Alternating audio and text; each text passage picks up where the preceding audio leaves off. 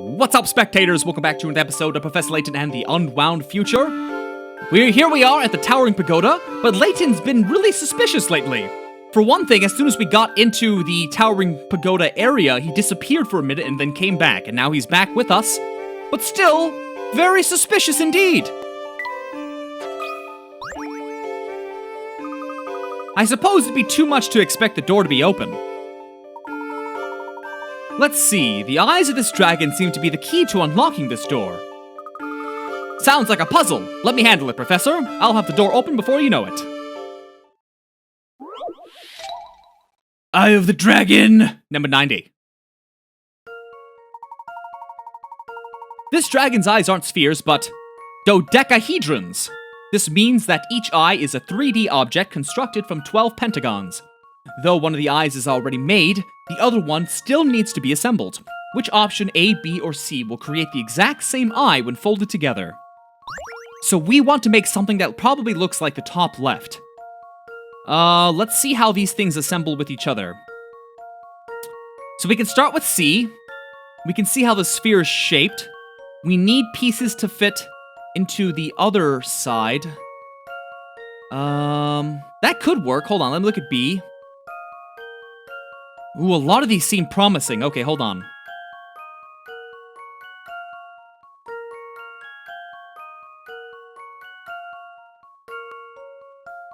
Huh. Okay, so this puzzle is really going to be based on the orientation of the circles, because they're all the same shape, but the connecting pieces... So... Yeah. Okay, I see. Alright, hold on, let me try visualizing this in my head really quickly. I imagine...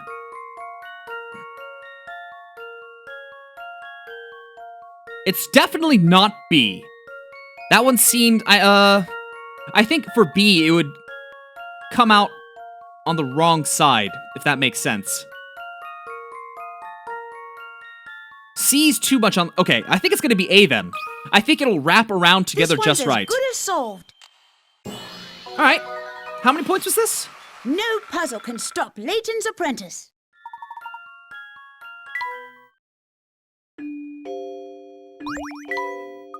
All set. Smashing! I'm Nigel Thornberry. There's no time to celebrate, you two. Let's head in.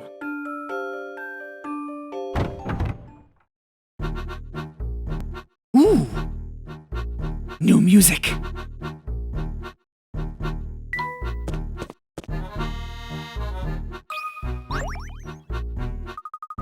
Now, what's this contraption here? It appears to be a peculiar set of goggles. I think they're too big for my head. Let me see them. Ah, this is some sort of personal projection device. Personal what? Think of it as a television for one, Luke. Only the wearer can see the image inside. I'd wager there's a puzzle in these goggles that only the wearer can see. I'm sure solving it is the only way to get through this door. Now that's high tech. They should fit me comfortably. Let's have a look.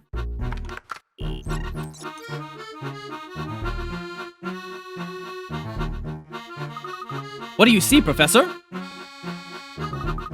Those glasses make you look like a bug. A robot bug. I think something's coming into focus here.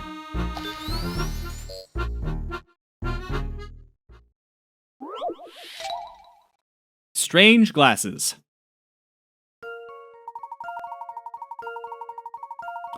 These two circular images show what you're seeing through your right and left eye. The images were originally the same, but one of them has now been flipped right-left and spun around an unknown amount. The shapes are the same as in the original image, with the exception of one which has been changed slightly. Circle the shape, that's different. Okay, let me see. So it's gone from right to left. And rotated.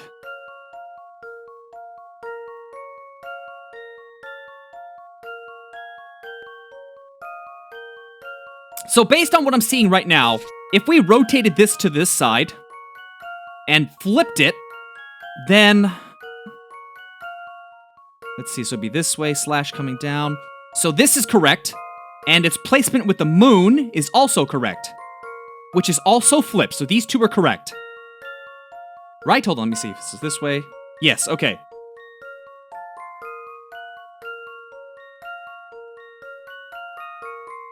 Let's see, this is sign, moon.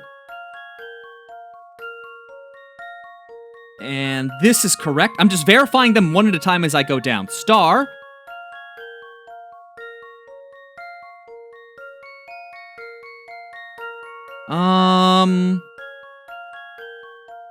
The star seems correct. Yeah, the star's... I'm pretty sure the star's correct. The circle comes after. Also correct. L shape.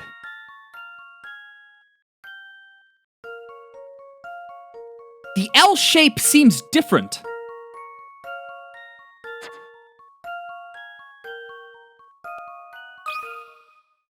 Let's see if I've got this right. Oh no! I must have overlooked something.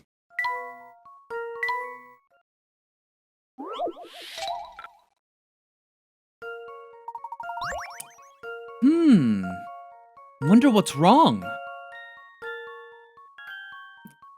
Alright, I got stuck on this one. I could not for the life of me figure out which one was different, which one was supposed to be different, because I was rotating them in my head, I couldn't see, I didn't understand why. So, I'm gonna tell you the answer, and maybe you guys can figure it out where I couldn't, but the solution is G, this stop sign. Why? I don't know, because if you flip it, let's erase all this. If you flip it, this shape to the other side becomes this shape. So if that shape rotates, it goes da-da-da-da-da, and it looks like this. It's a slash like that. I don't understand what's wrong. But apparently that's the correct answer, so... I've got Beats a good me. feeling about this one. No idea why. Few things satisfy like a puzzle solved. You might have been fooled by the flipping, but since you were paying attention to differences along the shape's axes, you must have found the answer pretty easily. No. I did not.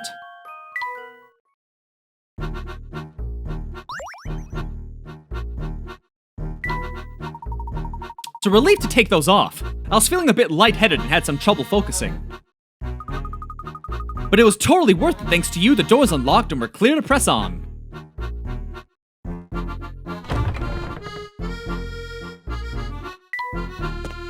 Ah, this is good. This is just like Curious Village. It's gonna be a bunch of puzzles on the way up. Actually, there's a tower at the end of a game in almost every Layton game. What a gloomy place. You think so? I actually like how there are dragons everywhere.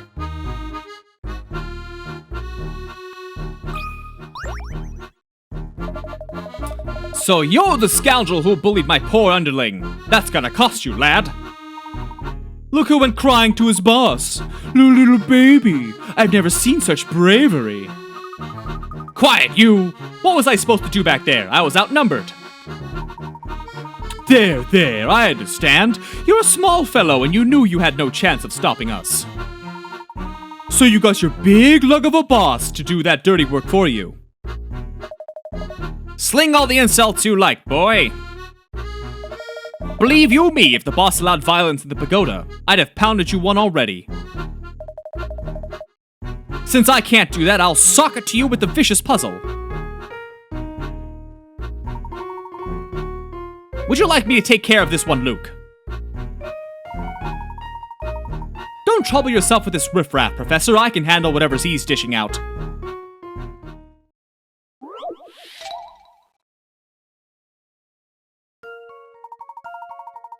A couple of rapscallions have hidden some stolen goods in a cave.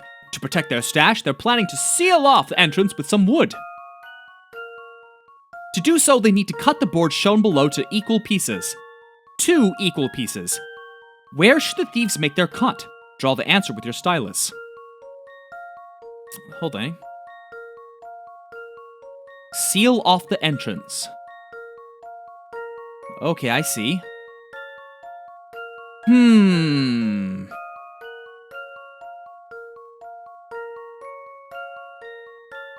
Okay, it's a 3 It's three in width.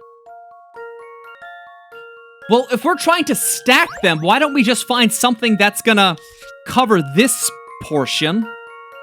So if we cut something like this, then it would look like this, which should work because it's 2 pieces. 1, 2, 3, down. Yes, that's an easy one.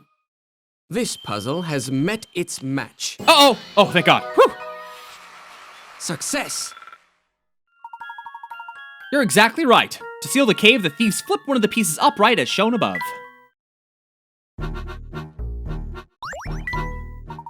So much for that puzzle. Now what'll you do?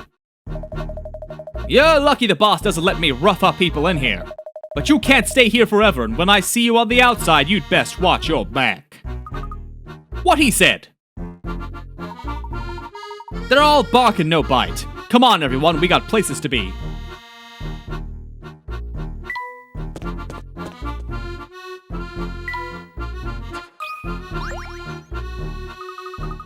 This whole room is covered in mirrors. Strange, isn't it? It's very disorienting. It's hard to know which way we should head. It seems as if we've hit a dead end. How do you think we should proceed, Big Luke? Maybe there's a hidden panel on one of these walls that we have to press to open a door in here. Close, but not quite. If my guess is correct, the door out of here is hidden in the dark over there.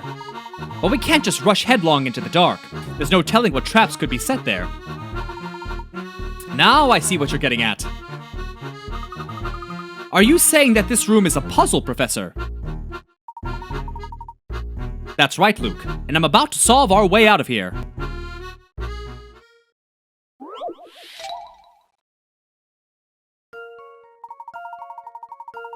"16 circular rooms are arranged in a square below. A beam of light shines in a straight line from each of the 4 letters A, B, C, and D, and exits through each of the 4 yellow arrows. 2-sided mirrors in 4 of the rooms reflect the beams.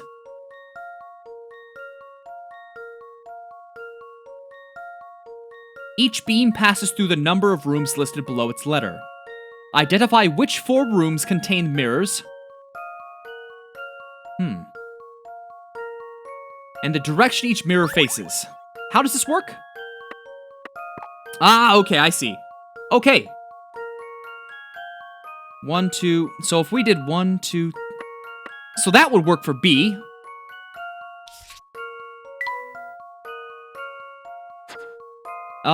Let's try next one. So if A is 5, why don't we do 1, 2, 3, 4, 5? Nuts. Okay, so A is probably that one. 1, 2, 3, 4, 5. Ooh, D is 8. 2, 3. Oh, that's an easy one, actually. Or is it? 1, 2, 3, 4, 5, 6, 7, 8. Okay, I know how D works. Oh, that's a tricky one. We have to do this. So it bounces to the other mirror, bounces up, comes here to the side, goes down. Voila! So it'll be, let's use an orange. It'll be 1, 2, 3, 4, 5, 6, 7, 8. There you go. Which leaves C to be just by itself. Let's see if I've got this right. Yeah! Ooh, no! Okay. Well, if at first you don't succeed.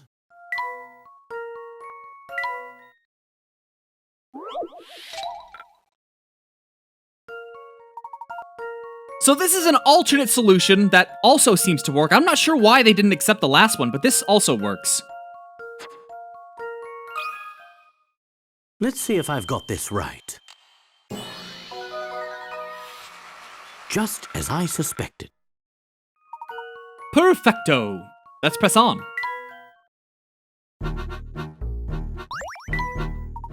It seems my theory was right on the money. This way, everyone.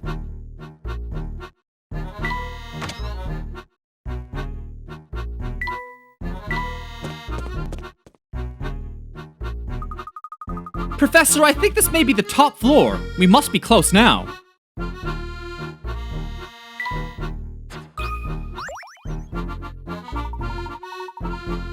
The future professor's quarters are most likely on the other side of that door. But how are we supposed to make it over that huge gap? Does anyone else think this floor looks like a giant slide puzzle? An astute observation. It seems the foundation under our feet is yet another puzzle for us to solve. The future Layton sure has a flair for the dramatic. That does seem to be the case. Now to get started on this puzzle.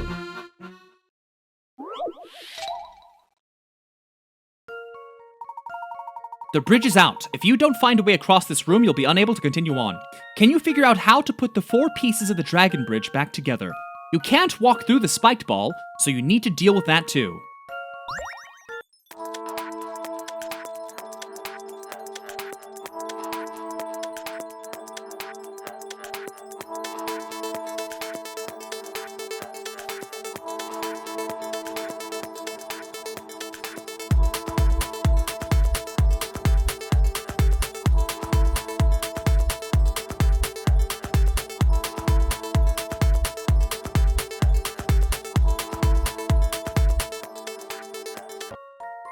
I've got a good feeling about this one. Just as I suspected. The future Layton is just on the other side of the bridge.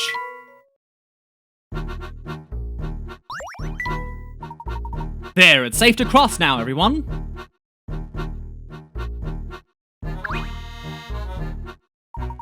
Stand back. I'm going to open the door. Be careful. Who knows what the future Professor Layton has planned for us?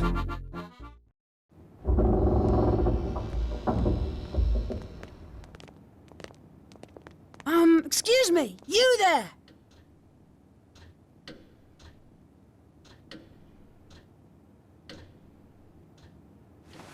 Welcome, Herschel Layton. It's the scientist! What's the meaning of I demand this? an explanation. Are you really Professor Layton? Yes, of course. Don't you recognize your old friend? I don't know. Something about you seems off. Surely you recognize yourself, Herschel.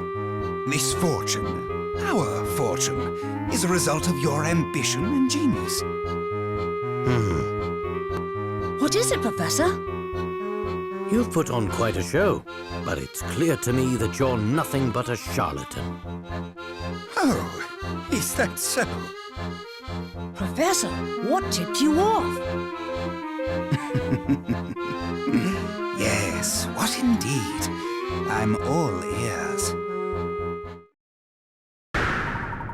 You, sir, are a fraud, and I intend to expose you for the imposter you are. Fascinating. Do continue. Luke, would you be so kind as to solve a quick puzzle for me? Right now, Professor? But are we kind of in the middle of something? Number 95, looking up. A pile of blocks has been carefully stacked. The image below is a view from the side. The perspective is also rotated in an unknown direction. Gravity is acting on the block, so any block not touching on the ground or a block below it will fall. When you're looking at the blocks from the correct angle, which direction A, B, C, or D is up? I imagine D's the one that's up, right? That's the foundation. Is it really that easy? How about this? Phew, that's a relief. D is indeed up. When you look carefully at the stack from each angle, you can see which blocks will be pulled down by gravity, with the exception of D at the top.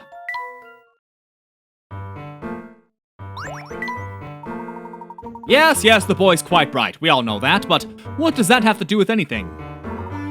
I'm getting there. But first, a question. I have a pen in my pocket that's either red or blue. Which is it? What a terribly uncharacteristic query for you to make. There's no logic for me to work through. I'm not a mind reader, and I refuse to guess blindly. How can I solve your puzzle without a single hint?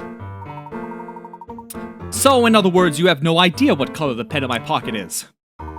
Of course not. That's funny. Luke, what would happen if you removed the bottom row of blocks from that structure I showed you? The rest of the blocks would fall down, I suppose.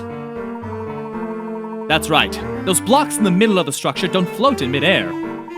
Only by resting on the blocks beneath can those blocks stay elevated. If you were really me, you would have lived through this very moment before.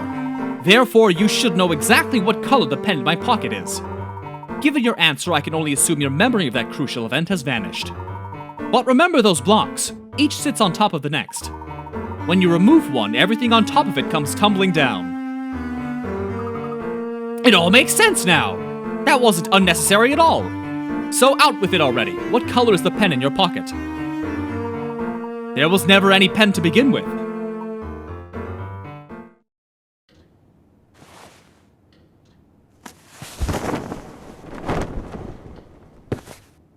I had a feeling you were behind this, Dr. Stun Gun. Or, should I say, Dimitri Allen? An impressive deduction. Does anything ever get past you, Herschel?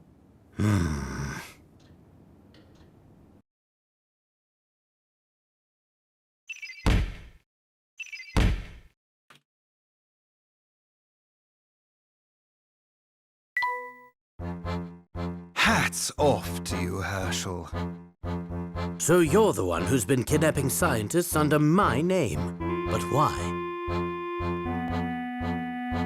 Have you ever tried to build a time machine by yourself? It's a Herculean task. And by pinning the blame on you, I could disguise myself as one of the poor scientists who vanished.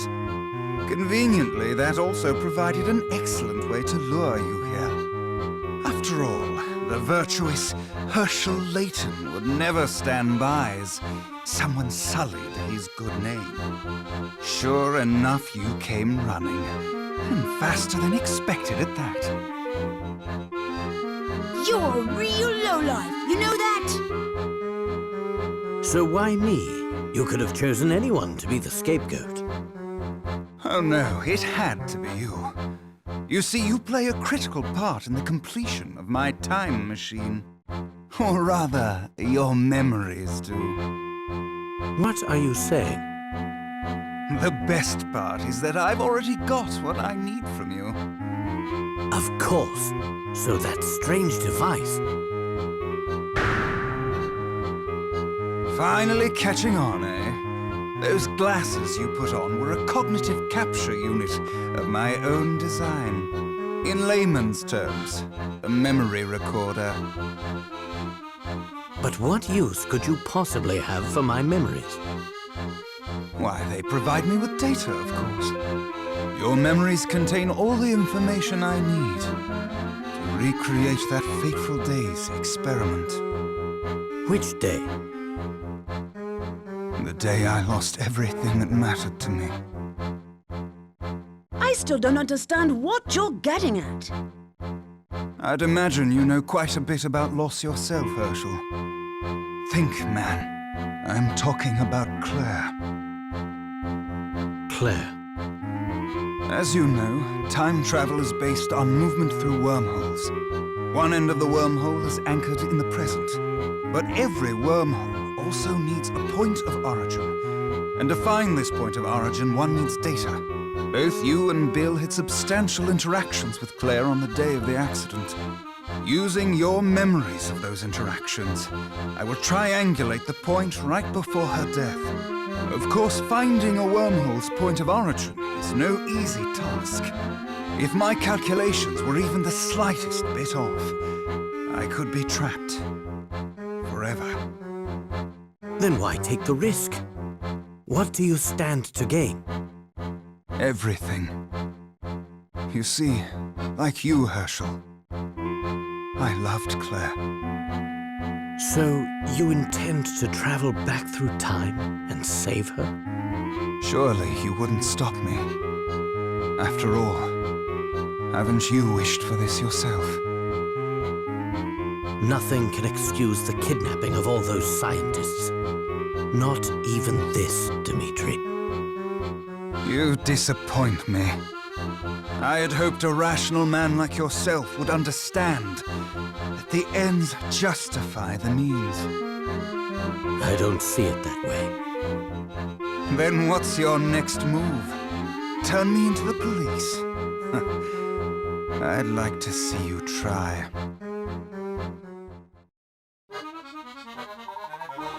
You're mistaken in thinking I came here to report you to the authorities. Ah, this song! I think this might be my favorite song in the game. I'm here to put an end to the schemes of a man who dragged my good name through the dirt. That's a lovely sentiment, Herschel, but you seem to have forgotten one key detail. The towering pagoda is my stronghold, and that means you're on my turf. I have more than enough men here to overpower you. Look here.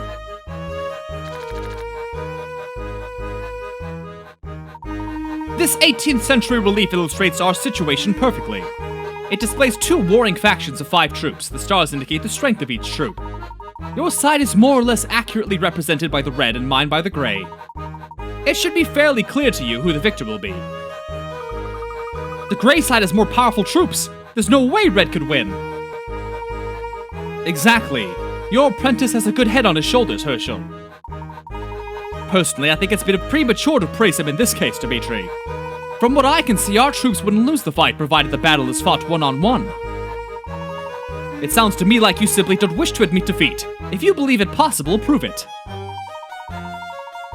Each troop will engage one troop from the other in one-to-one combat. Pair them up. Mark with an icon with Layton. Alright, got it. Simple enough. Let me get my style. Okay, here we go. We just need to do this. Let's see here. What happens for a tie, I wonder? So...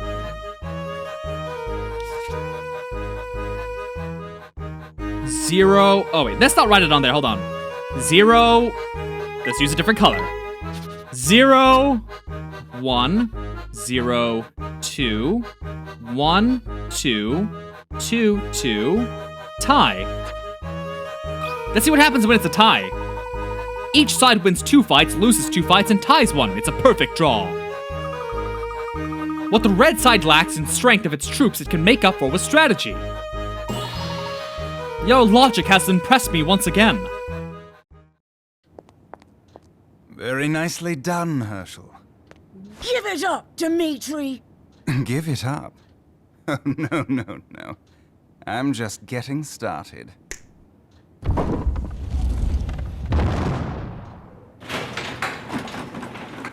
Who is that? Bill Hawks. As you can see, my hostage here is something of a big shot. So I wouldn't try anything funny if I were you. Oh, but this song's really good too. Oh no!